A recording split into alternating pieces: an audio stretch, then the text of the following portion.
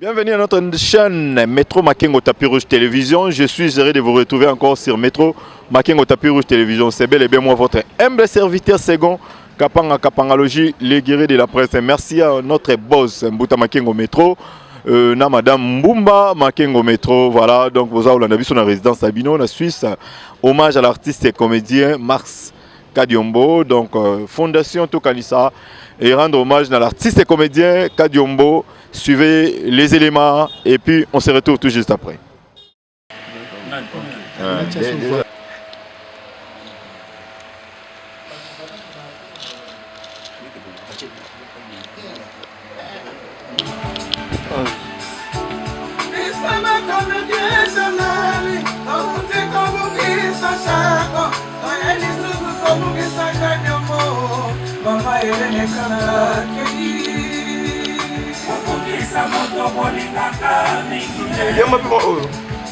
Max Kadiombo Kehi Mobesoué.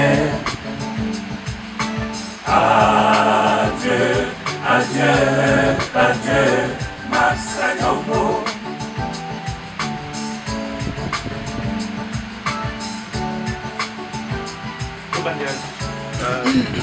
Vocal là.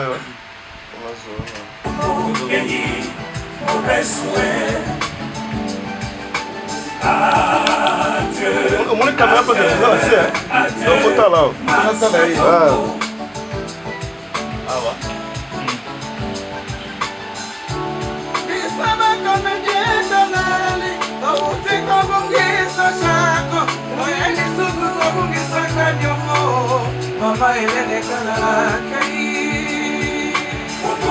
Moto molingaka mingi Max Kadiombo Kehi Mobesoué. Adieu, adieu, adieu, Max Kadiombo. Et sinon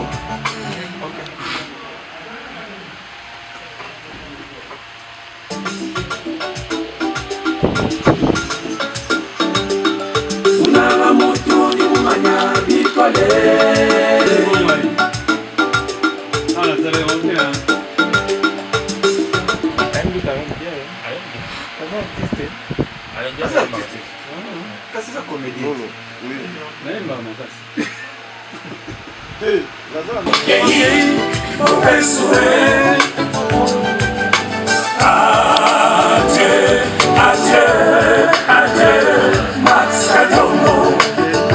Populisa moto bolingaka mingi Max Kadiombo Kehi Mobesoué. Adieu, adieu, adieu, Max Kadiombo.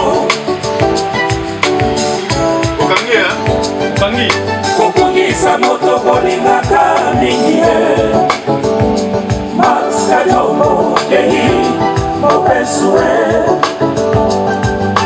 Adieu, adieu, adieu, Max Kadiombo.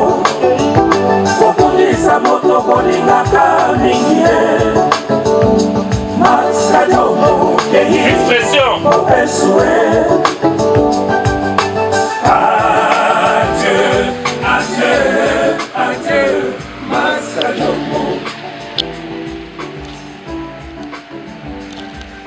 Okungisa moto bolingaka mingi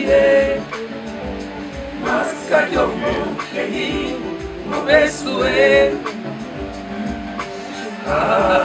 Adieu, adieu, adieu, Maskajo Okungisa moto bolingaka mingi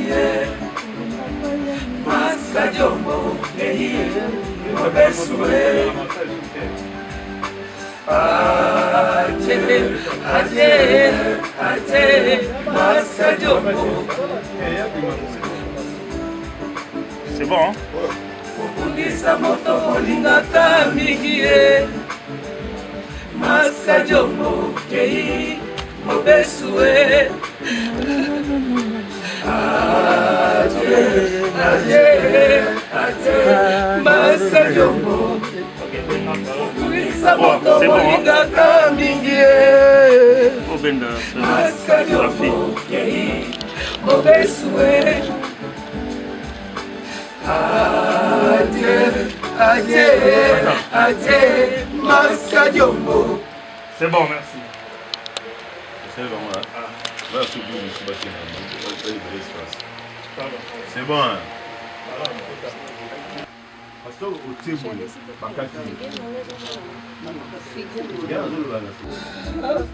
Kobungisa toke. Okungisa moto balingaka mingi Obujaka na musique. Max. Maskajo. Ok. Mobesu. Mobesue. Adieu. Adieu, Adieu. adieu, adieu. Max Kadiombo. Maskajo. Expression encore. Bon, Mathieu, expression. Kobungisa. Okungisa moto balingaka mingi Max Kadiombo Kehi. Maskajo Kehi Mobesu. Mobesue. Adieu. Adieu, adieu, adieu, Maskajo. Okungisa moto bolingaka mingi Maskajo Kehi Mobesue. Adieu, adieu, adieu, Maskajo. Encore une fois, Kobungisa. Okungisa moto bolingaka mingi Maskajo Kehi Mobesue. Adieu. C'est bon. Adieu, adieu, adieu, Maskajo. C'est bon.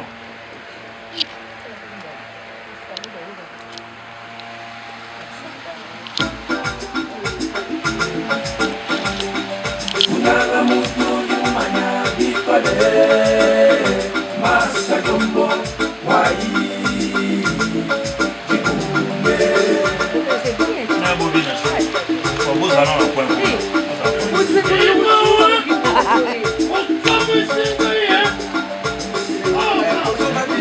Ah, papa Kadiombo, papa Max. Où ça là? C'est quoi, yo ça a rôle ni na commissaire non? Est-ce que on a une expression non tende ba ko seigneur ba ba expression na bango ba sale la na théâtre? Non, ngai naza normal classique, mais la gens na ba langue na ngamo la kotisaka. Sala ngo attaquer mbala moko.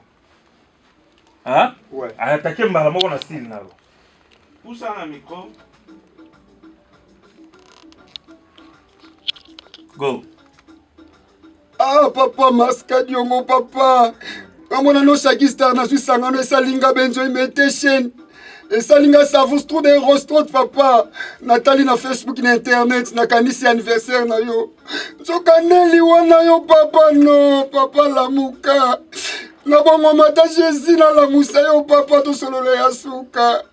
Tu es parti si vite mon papa, non, non, papa. On a laissé mon kili, mon bima, papa, non, papa, c'est la main. Ok, c'est ok. Donc, tout ça, on a besoin d'expression, le quoi, tout normal. Pour ça, tout normal, mais sur mon tout ça là. Hein? Un peu de. Soit un peu comique. Hein? Ok.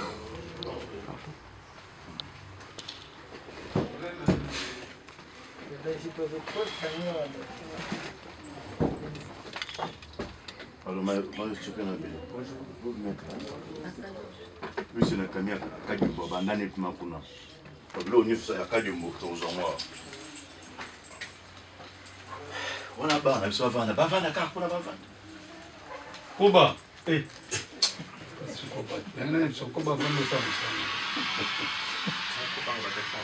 Non, ça va la silence. Ok.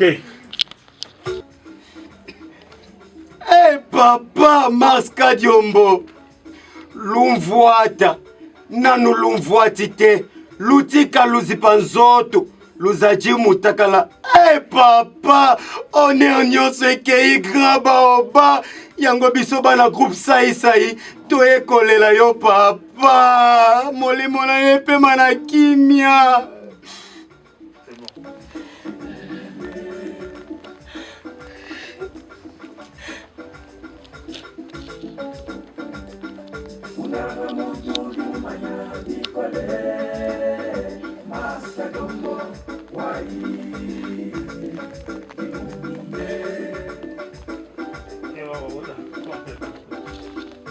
Un, deux, trois, ok, go.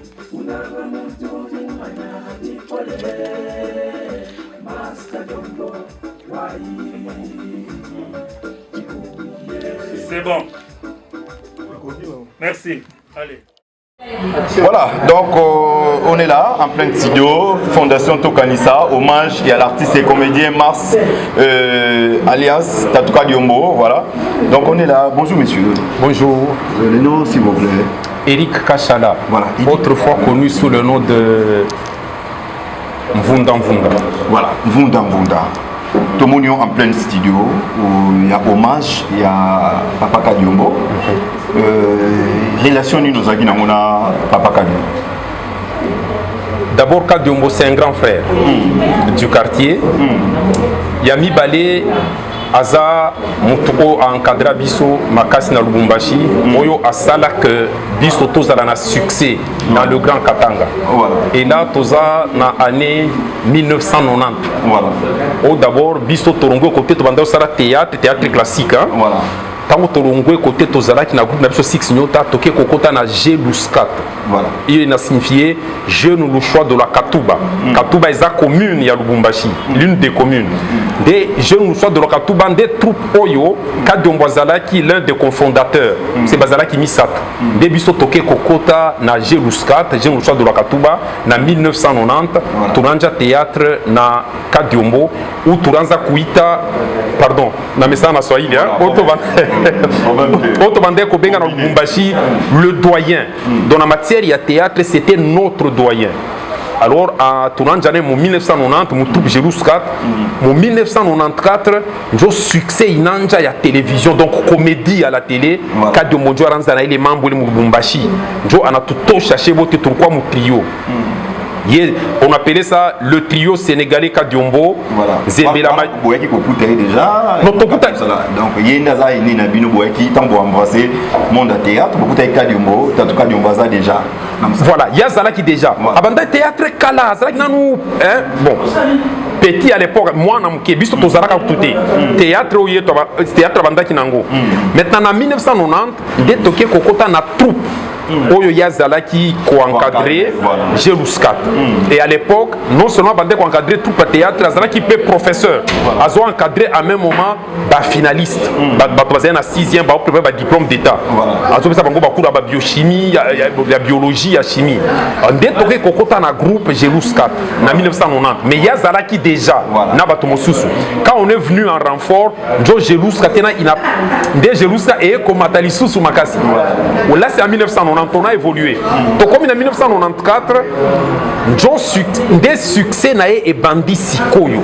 Succès c'est-à-dire il y a télévision, il y a média. 1994. Voilà.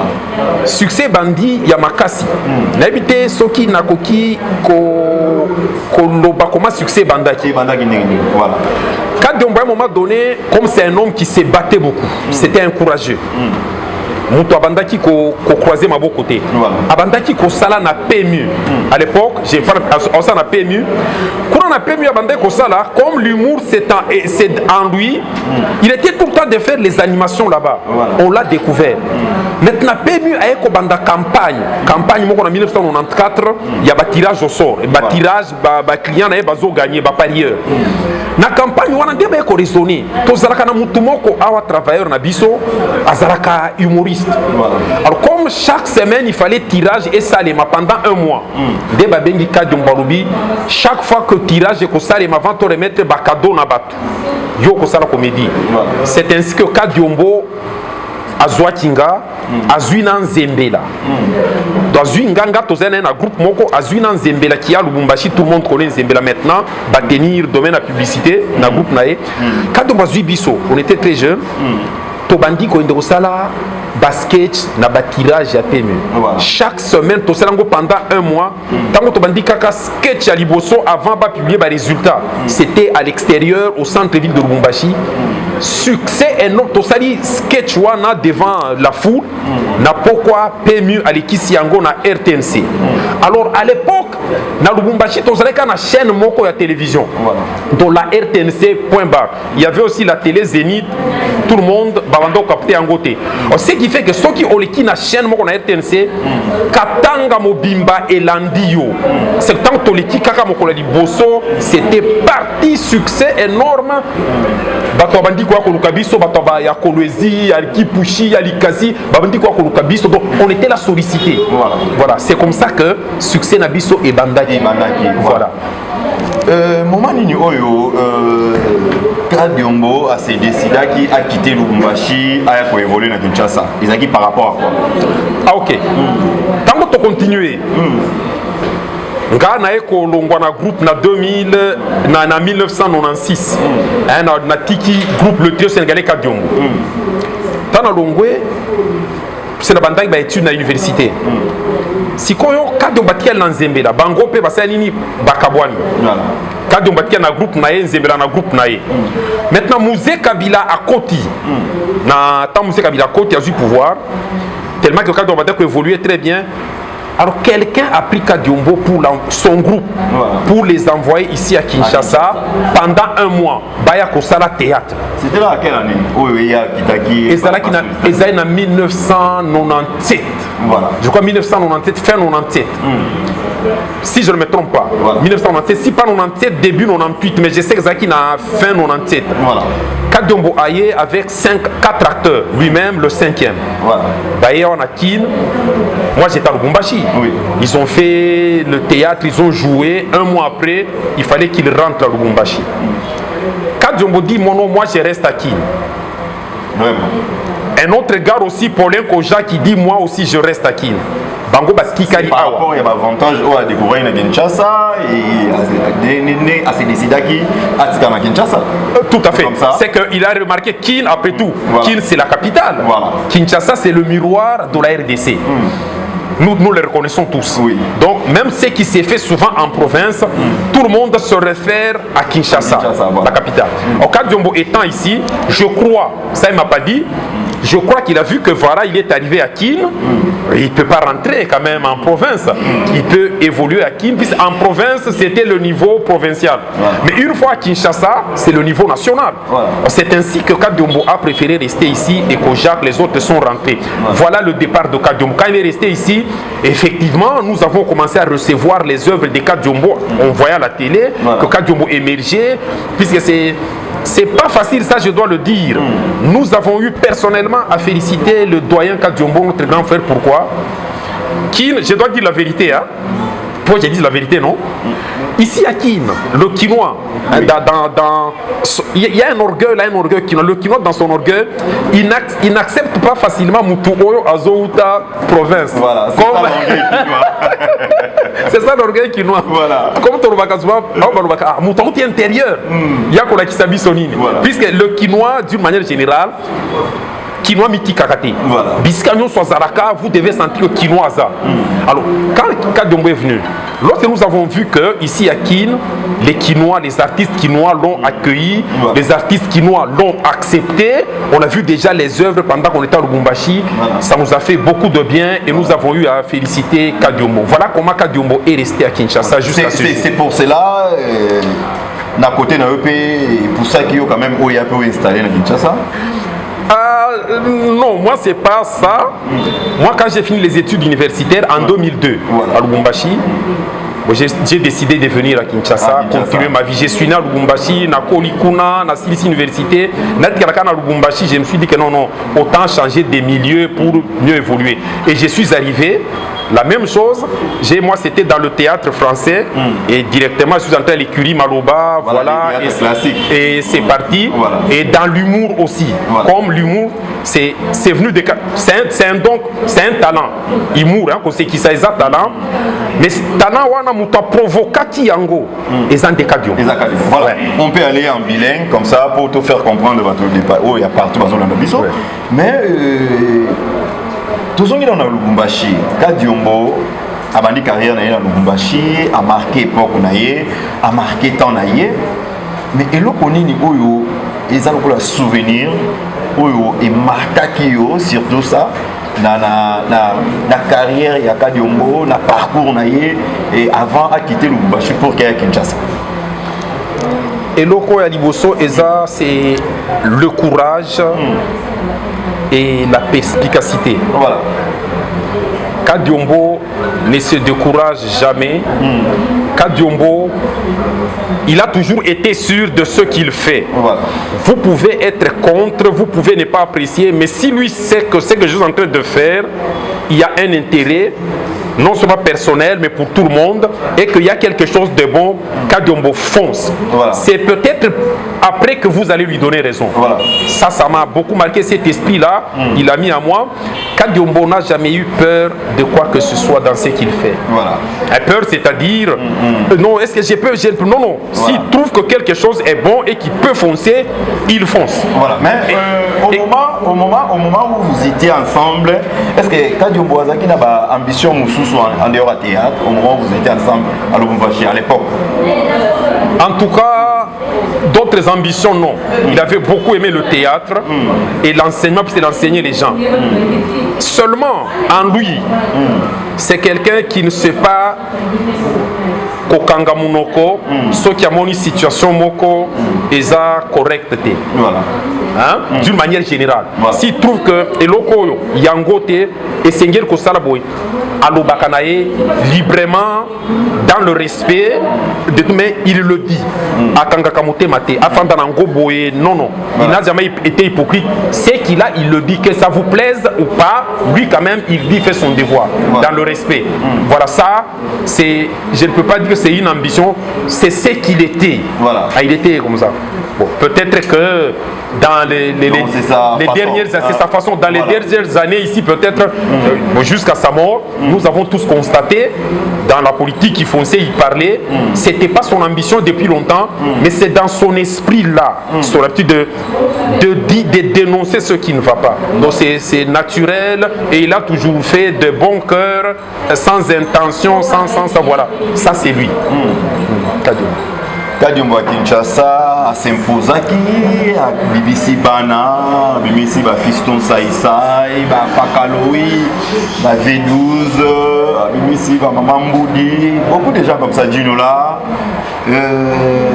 à s'imposer en Kinshasa, Mas Kadiombo.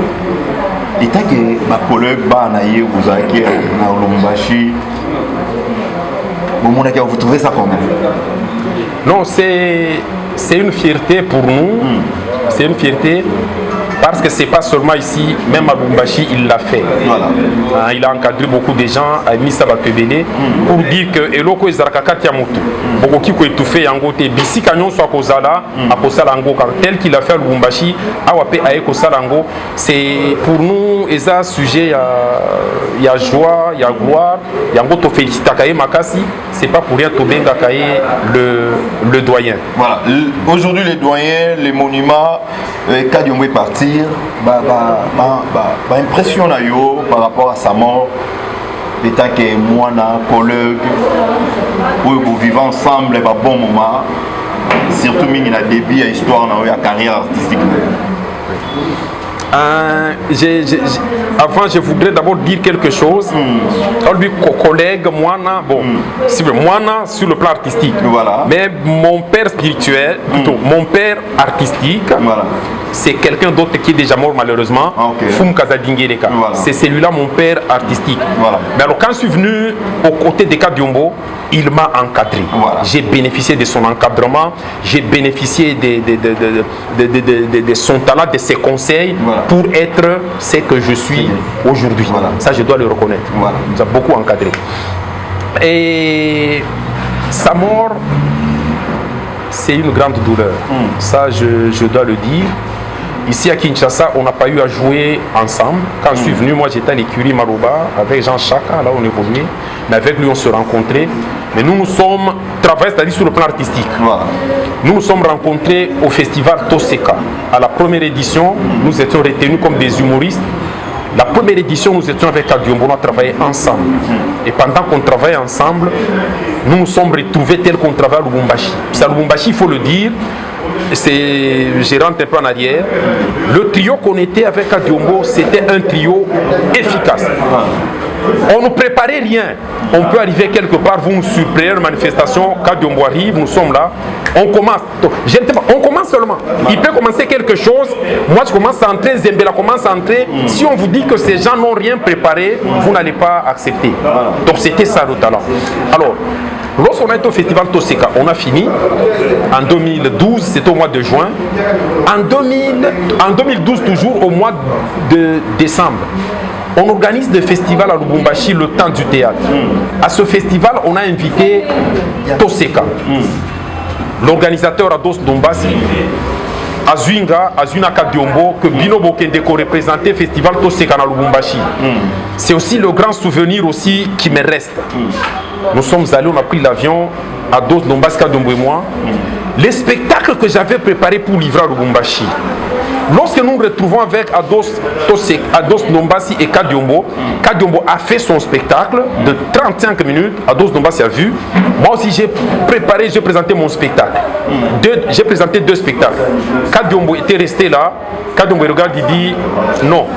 Eric, le premier spectacle, il est bon. Il m'a montré un peu les failles. Il dit si tu veux vraiment marquer Lubumbashi, cartonner à Lubumbashi, nous allons prendre le 2e spectacle. Il essaye un peu c'est mon spectacle à moi. Il me donne un peu de points forts. Regarde ce point-là, exploite-le. Regarde, exploite. J'ai rejeté le premier spectacle, j'ai pris le 2e. J'ai mis en pratique les conseils que Kadiombo m'a donné devant Ados Dombas, l'organisateur.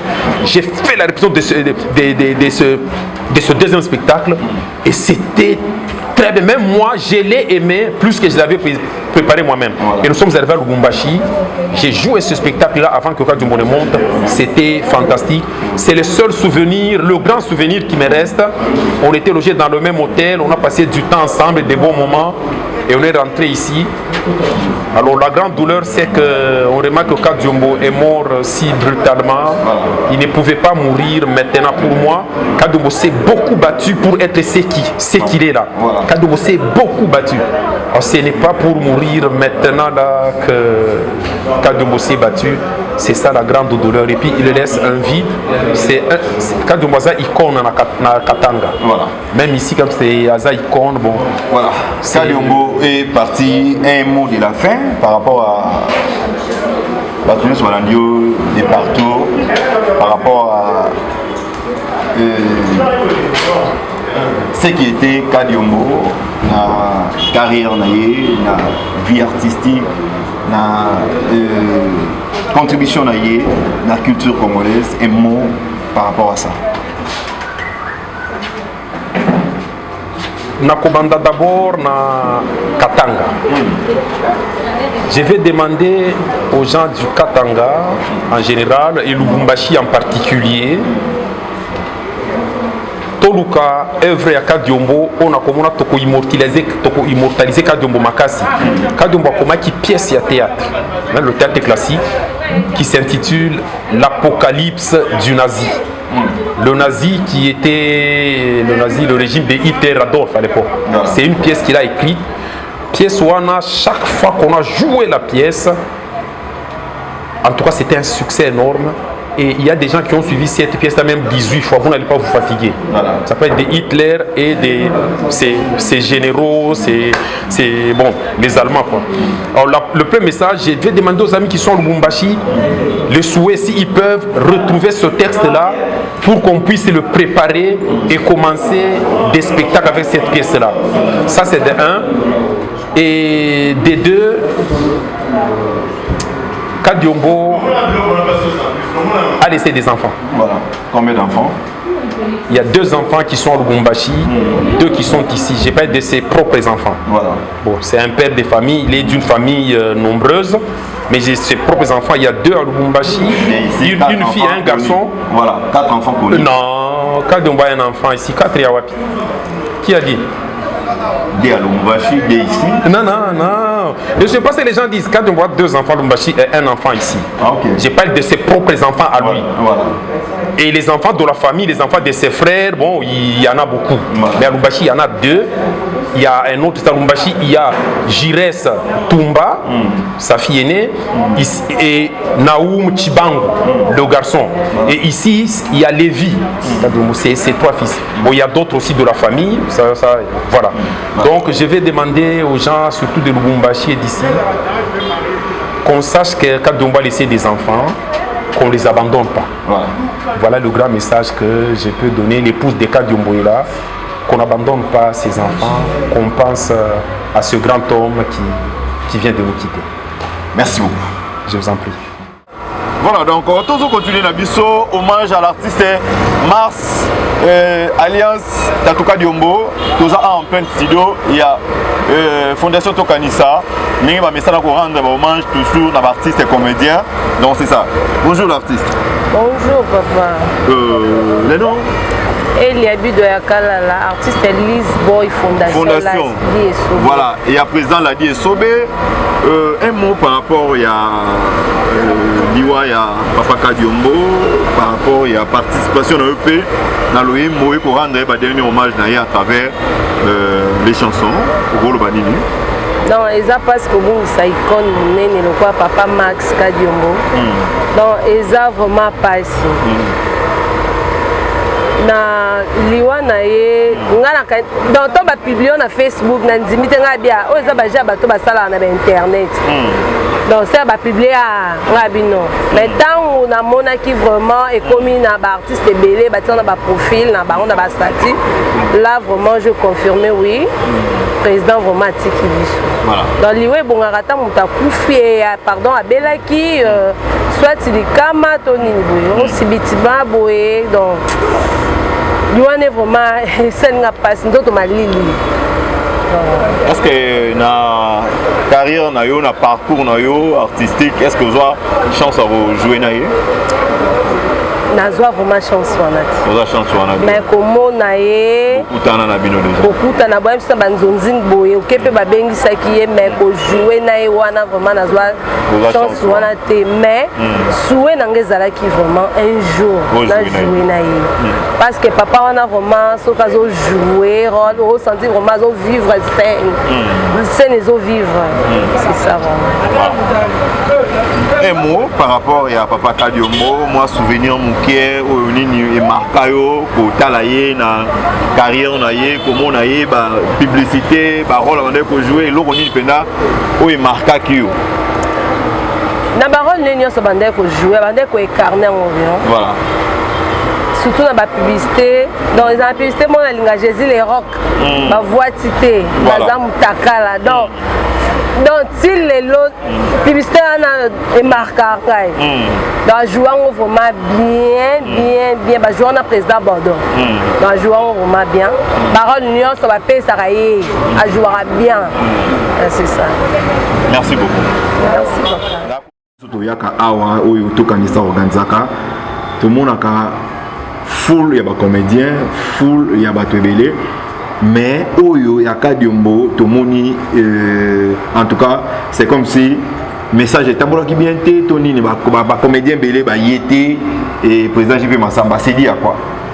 Nana sala musana ngai communiquer na pesi ndeko moyo abo na pesi banbino bo pesi ba communiquer na artiste que tu na studio lelo so muta été quand on na tournage na benda bango yaka aux important ba te ali Bumbashi o ba ba te Bumbashi ba bi merci na to kanisa et puis ba tindi ya bango audio ba tindi ya bango ba makambo poto sala interview zo mona aux important ba bazana na Bumbashi on y bible ba soki Jésus lo ba ke soki bobo kolela ngai mabanga kolela ngai mais au déjà important ba uti shaba passer le nécessaire taka mtafuta vient yoko ta studio Eric Achala na ba talubu masiba ko bazak awa to kinde o ngabi bravo de la comprendre que azaki un grand peut-être que bazo zonga moi ça peut ba mono comment il a la politique comment il boy mais c'est un grand attention histoire fait enseigner biso admettons le lot aux aboué mutulora ba ndeko ba kenda poto so bazu pour to ça bon hommage te beto kanza bango te ya omona matanga bana mai mingi so ku filibanda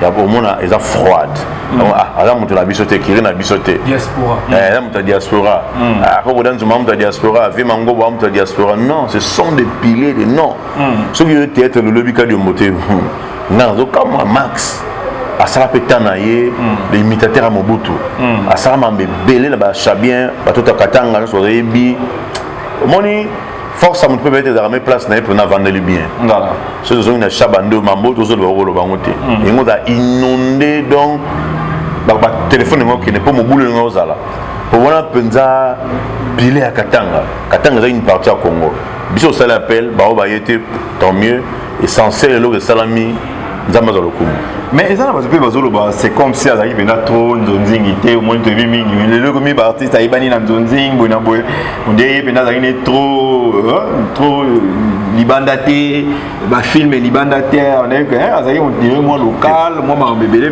tout ça quand de local ne ba biso bazolo ba cinéma muta voyage trop ba théâtre classique en français mingi ba ba lingala ça la français beaucoup appellent souvent les bombes français mais on peut être soyez au ça la soyez on comprend nous avons ta série ba documenter c'est na biso on a tout bongo de kei bongo de bâtiment so ba yebi ba grand ba yebi dans so ba bongo so ko bengi vie mango bo ve dava ba no de na bongo bongo de kei bon mon a qui tout ça so va froidement de différence les alliés on a pour ba yeba ki penza mingi mingi te parce congolais théâtre français balinga ngo baso tali français zappé ya na lingala lo ka ba bêtise mais moto total les ba étranger quand même il y a ba français ma famille peut évoluer batala ngo par confidence batala ngo rapport à sentiment ko tani ma famille ba goro amona jomo boy na boy mais en vrai dit so tellement théâtre français eux ba TV5 be wa pour ba zapaka te bana ba congolais batala rapport mona eso ki gowe azo ba français ba ngo etengama buka na balo mais ok pour na que meto na cinéma ta film là français il faut faire le film à commando mais quelque part tout le bilo au président JP Massamba Maska Diombo azaki artiste et comédien reconnu au Toyebi biso Toyebi to ça va commentaire na moté mais ce qui a côté qui ta politique est-ce que ba comédien ba côté la tête na côté na bango ba comédien ba ya ko rendre dernier hommage à côté à voilà après na bano bimisa ba julo bazaki voilà ba ça c'est mais ba yemba tende papa dans le bina yo batnyo so tanga kombo na sali appel na ngai donc ngai c'est moto musoko za la mo mais mona za rebelle yebite mona ko za mona tata ma te tata na kutu fo tata kutu kingani ba yana ngate moto soka kofi to garder d'abord un mémoire pièce na ye ma bête en terrain tout à un bola munaye grâce à X le longa nazali moi Massamba na eba tatawana na monnaie va être 5 fois donc va faire la monnaie 5 fois to solo la na ebo 5 fois na ebi ga artiste mboko na garder la mémoire pieuse le roi tozana to kanisa na kanza ngana sali part des choses peut-être bon ça peut na quoi là on sait jamais moi peut baba to si ça le bon ba municipal ya bango to ça là il y a Jackie à chaque moi peut si ma ba mandego msu ba ça c'est là bango bru comme mon homme dans façon de rendre hommage là était bon ça les pièces à théâtre c'est que moi j'ai aimé Batalu Bumbashi na le répéter babi bravo na to kanisa tala kaka Lubumbashi katanga wetu voilà babi bravo na every sali c'est pas facile oh biso emo za la te ya dane mutakuna ya mutakuto ça te biso mais nous du moins nous avons osé voilà pour rendre mémoire pièce na ye bo yo zo boya le est-ce que biso yo zate est-ce que ça m'a fait bongo pour l'interrogation pour rendre hommage tout ça là vous avez lu pendant ngoubaté et là ça monte ça grand Il y a des hommages et des hommages. Sur le logo, il faut parmi les grands, il y a des hommages. Il y a des médailles. Voilà. Donc, il a perçu 100 médailles, mon boulot. Voilà. Quand l'équipe est hommage, vive là. Alors, président, c'est vrai dans le studio. Vous avez dit parce que vous avez studio vocal pour Max Kadium. Au tournage, le major Bissali dit tant au tournage. Je suis venu tableau de tourner. Je ne sais pas si on a repéré ça. On a posé dans le studio. On a posé question. Max Salanga major Bissali. Vous l'équipe a raté. Et là, quand on va à l'église, c'est comme tu es pasteur de la foi. Au-dessus de la foi. Dans les autres, c'est comme tu sois en nation, on a ban à Bissobo. Je suis au rôle de nos amis. Là, on est dans la matière. Mon ami Tazana Msana. Moi, j'ai financé le projet. J'ai écrit la chanson. J'ai pris des musiciens au Baye, qui ont aidé Bisso. Grâce à Bino Boye, beaucoup de Maloba. Moi, je ne peux pas chanter. Jamais dans la maçon, dans la menuisier, dans la charpentier, dans la nyonso. Oko ba splenda na rosa la bongo te na zana par na ngana sugi awa na pela par na sugi omoni yango ki teke la tune kuma bulu ke suite biloko oyo yo moko acteur yo moko producteur yo moko distributeur on va yako ba sa ali kelemba ba marché marché po oyo ke so tuni yango na tika mon pesa el kamunaye tika manager sa management tika producer sa ma production tika distributeur sa ma distribution donc trois choses étant bola idem mais mon aga yemo producteur yemo manager yemo distributeur. On est où là? Voilà, c'est bien compris, mais alors jusque-là, parce que il peut y avoir encore des surprises, mais jusque-là, acteur Nino Baza reconnu Bayembina Nzembo Kadiombo. Parce qu'il y a acteur et acteur. Au public, il y a donc, selon Yof Bassa l'hommage, faire la terre au Bayebani. Mais chaque tout le monde est tout Bayembani. On peut la ranini. Milo ont fréquenté. Milo va camarade aux alliés. Vous comprenez? Il y a des gens qui ont des députés qui ont fait ou bien nani décidé nani député décidé nani député décidé comme qui ont gagné matanga machako aya koyemba ados ndomba ados ya koyemba ko ba milena ye mutu peta la milena ba oyozali les corporation les accords vous comprenez non si jeune ba été ba tubile ba été les corporation tika tika ma solo wana si vous avez une corporation, si vous avez une corporation, vous avez une corporation, ça va être surtout sur le terrain, il faut la corporation va s'arrêter. Vous comprenez? Tout le monde tout ça est action. Ça c'est de l'argent. Nous pas on approche ça c'est pas donner à tout le monde. Après faire mais nous on se sacrifie peut-être dans un tout ça l'hommage. Pourquoi les gros amateurs en béton bravo maman tout quand ça la corporation c'est ça la gagner. Mais c'est ça la gagner la corporation. Non non.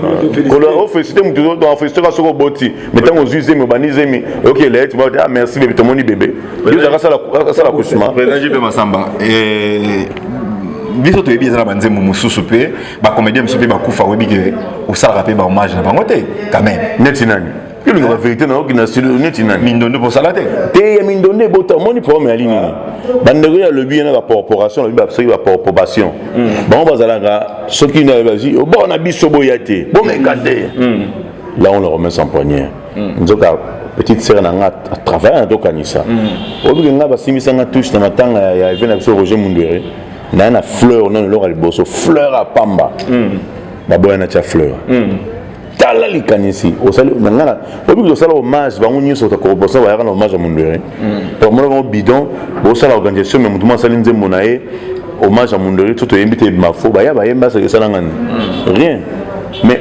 fleur à pamba pour na cha ba cha kombote to pesa ka troisième papa ti lever de corps lever du corps et salami to cha to chona mindondo besoin ndenge moko OK to super blogo to tala notre vendre boya l'homme sous un scénarabiso OK pas Mundere basimisi tous net na pourcentage na ngai na fleur na bane belé bazaki baboto cha venga le fa ko ta fasha to tiwa na kitoki na fikini to yesu su Solange na bino defaje mabe ya monete ba memba na biso ba mekate ba wela ka soki ba hommage que to vanda ba meka ba sala film tala ngwa le président JP Massamba libre quand même en esprit ya ondima ko sala hommage ya Max Kadiombo ezani loko marka kio.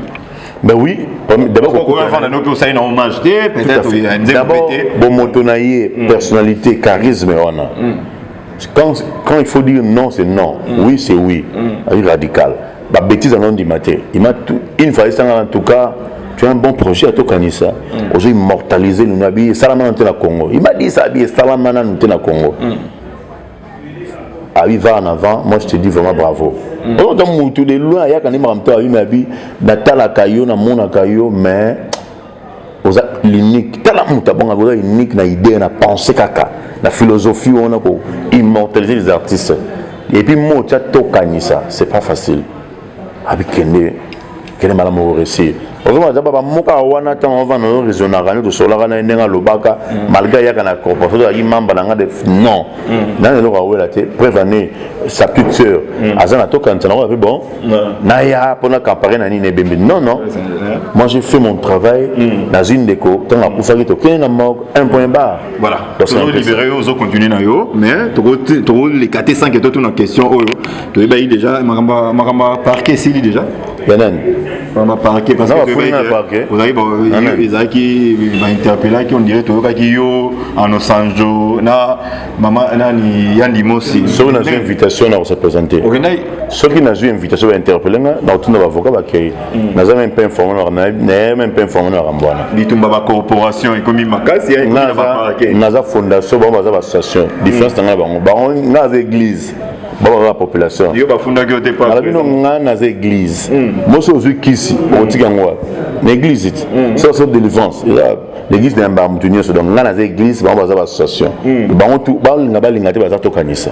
On a côté la terrain là.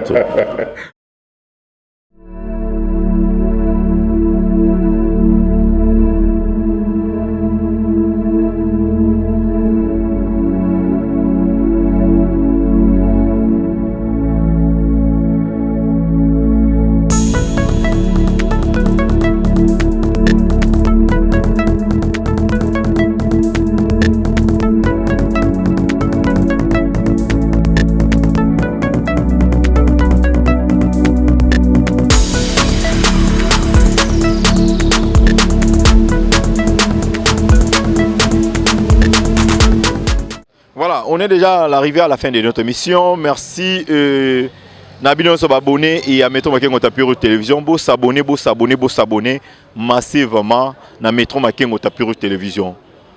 Les propos tenus sans langage que bateau balobi ango na o bazaki nango à travers collègues nabango, à travers frères nabango, yaya leki nabango, camarade nabango, l'artiste et comédien oyo autiko tikabiso. Voilà, donc merci à Boss Mbouta Makengo Métro, na Madame Bumba Makengo Bazolanda Biso. Merci, Boza et Belé, vous s'abonner vraiment massivement, vous partager, vous liker, vous commenter ma image, on est là pour Nabino. Tous les là, Bazolela, tous ces là. Donc, vous avez bon Nabino dans le prochain numéro. Bye.